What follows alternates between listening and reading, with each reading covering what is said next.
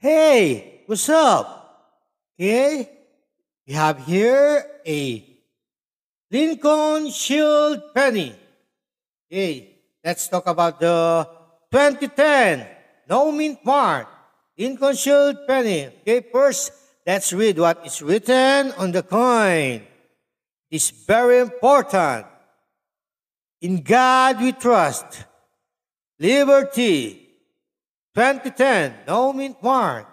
Okay, let's take a look at the back of the coin.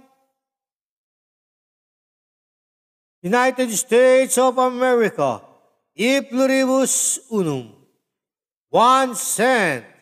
Okay, now let's find out the value or the price of a 2010 Lincoln Shield penny in top condition. I have an information here. Let's read the information, okay? Okay.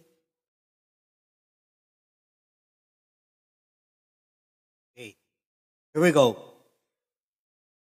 Most 2010 pennies with circulation were and no no signs of errors or varieties are worth only their face value of 1 cent. Uncirculated specimens such as the ones from bank rolls and those you may find that look brand new are worth 10 to 30 cents. 10 to 30 cents. The most valuable 2010 penny ever sold was graded MS69RD by Numismatic Guarantee and fetched $1,007 in a 2019 auction.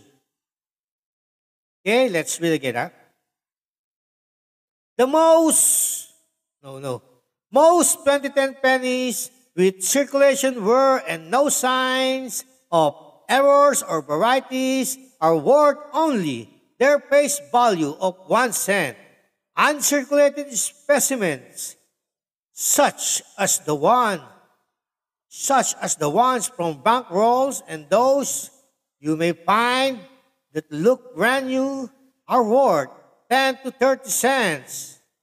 The most valuable 2010 penny ever sold was graded MS69RD by Numismatic Guarantee Company and fetched $1,007 in a 2019 auction.